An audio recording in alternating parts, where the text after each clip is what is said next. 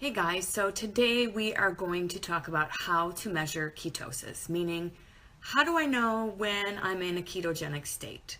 So if you've been with me so far on the first 3 episodes, I've told you what ketosis is, the health benefits of it, and how to actually get into a ketogenic state. So you're like, all right, now what? How do I know? How do I know if I'm actually producing ketones? How do I know if I'm burning fat as fuel? How do I know if I'm doing it right?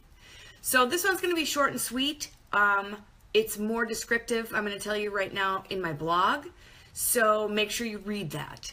So there are 3 different factors that determine whether or not your body is giving off ketones.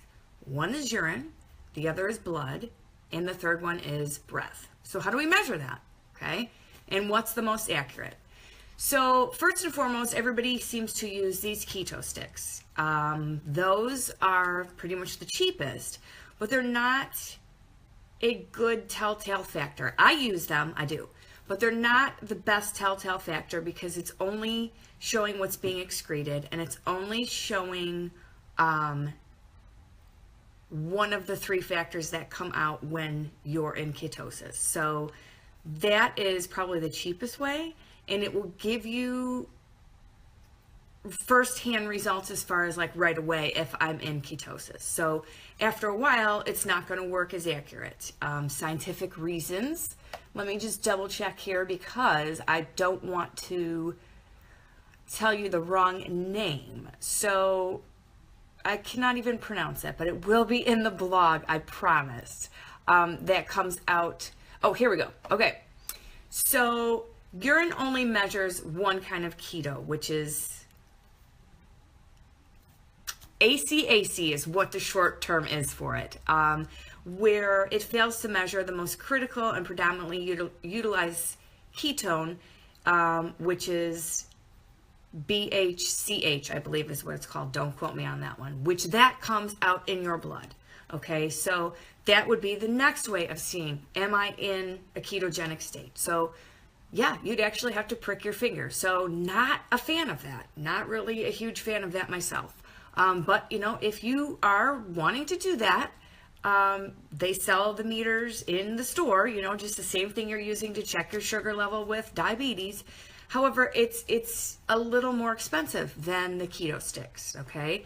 So let's move on to the third one, which is, okay, the breath, okay, which is just like a breathalyzer test that you're blowing into.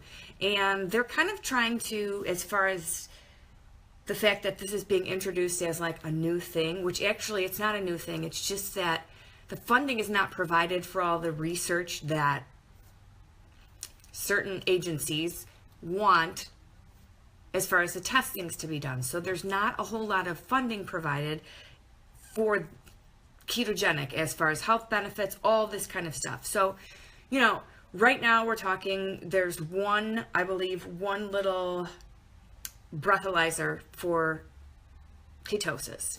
All of them will be in my blog, all of the links to them, all of how you want to find out how you're in if you're in that state or not. They're all in there. Most important thing to know is, like I said in yesterday's episode, what am I supposed to be eating? When you're keeping track of that, you're going to know firsthand where you're at with it. Remember, too much protein, not going to work so well. Too much carbs, not going to work at all. You got to eat the fat, and you got to eat all the fat. So my thing is, I keep track. Like I said, I keep track of what I eat. I know where I need to be as far as how much fat I'm eating. So I use, yes, the keto sticks because A, it's the cheapest form. And B, I don't want to prick my finger. And C, the breathalyzer test is quite a bit more expensive. So I'm looking to stay within a budget of just eating what I know I'm supposed to eat, not having to purchase anything outside of that. So there are websites out there. There's one that I'm linking to my blog that's telling you exactly how you can keep track of it and where you're at as far as ketosis just by plugging in what you're eating. But again, then the specifics are, I need to actually know what I'm eating, how much of what is in what I'm eating, and how much of it that, you know, like how many ounces of it am I eating? So these are all things that, yeah, it's a little bit more, I don't want to say complicated because it's not. It's a little more involved than just peeing on a stick or popping a pill. But in the long run, the health benefits that come out of it are worth it by 500%. I mean, I've given you some that I've seen firsthand, and I'm finding out more and more as I've, been doing this and been researching it and talking to doctors, that to me, eventually there's going to be a different way or an affordable way to actually test this. I'm at the point where I'm like, maybe I wouldn't mind pricking my finger once a day, but I don't know. Is it that important to me? If I'm not seeing results, if I'm not noticing the difference of it, then maybe I would. But as before, I stated what the benefits were as far as how you can feel different when you're in a ketogenic state. You don't really need these things unless you're really like, I have to have them. I have to have them because I need to know that I'm at this point and I am benefiting from this. And that's cool. That's fine. So I've mentioned the 3 ways that you can find out if you're in a ketogenic state: through your urine, through pricking your finger, and through the breathalyzer. Knowing the percentage of fat you're supposed to eat, you should be in it and you should notice the benefits. If not, then yes, go on a step further and look into these products and say, maybe I need to check them. Maybe I need to find out. The keto sticks are the most common, but they're not the most accurate. So I would say start there. You get 50, 100 of these little sticks and you pee on them, big deal. It's not a big deal. So then you kind of have an idea where you're at with things. To me, just the way I feel, like I said, makes me know that I know I'm in it. And I can also tell when I'm not in it because I feel different. And of course I'm not eating the right way. So to me, keeping track of it is the most important thing. Because once you're keeping track, then like I said, we're experimenting with it. It's different for everybody. I've said that from the beginning.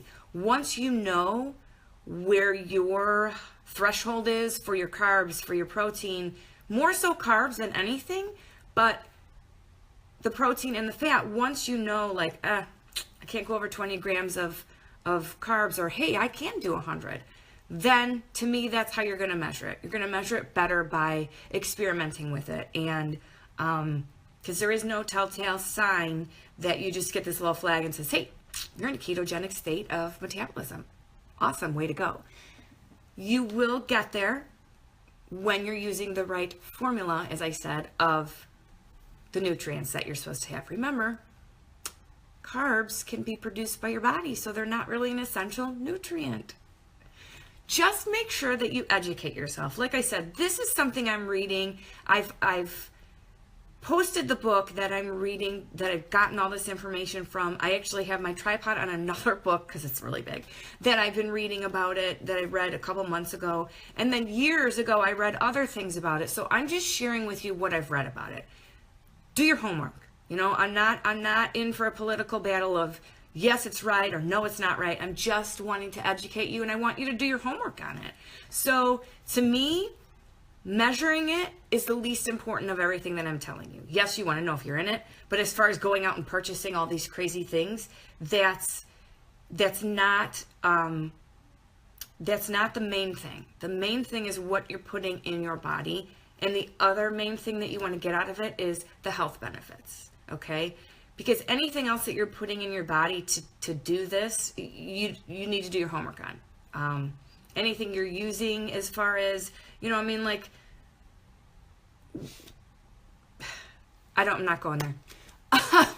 All I'm saying is do your homework on it and do your research and find out. And last but not least, go back and see what I've written in previous blogs. So that way you'll kind of be like, hey, I know what she's talking about now. I know that maybe this really isn't the most important, that, me realizing what I need to eat is more important. Because I've seen, which I'm going to talk about tomorrow, is why some people fail on this and why you may not be seeing results as fast as Tim, Susie, or Johnny. Everybody's different. Remember that. But I'm gonna go into that, why you may not be seeing the results that you're wanting to see or as fast as you want to see them. That's tomorrow. So to me, the measuring part is the least of your worries right now until you figure everything else out. And then if you want to go out and buy measuring devices, go for it. All right. That's all I've got. I mean, here's the thing. If you guys are doing, one more thing I want to know, because if you're not measuring either one of these 3 ways, let me know. Comment below as to what it is you're using to measure it, because maybe there's something out there I have not read about yet. Let me know. Other than that, I'll see you guys tomorrow, and we're going to talk about why you might not be seeing the results that you're looking for from a ketogenic diet, and how you may not be getting into ketosis as fast as you wish you would be. All right, you guys, have a nice day, and I'll talk to you later. Bye.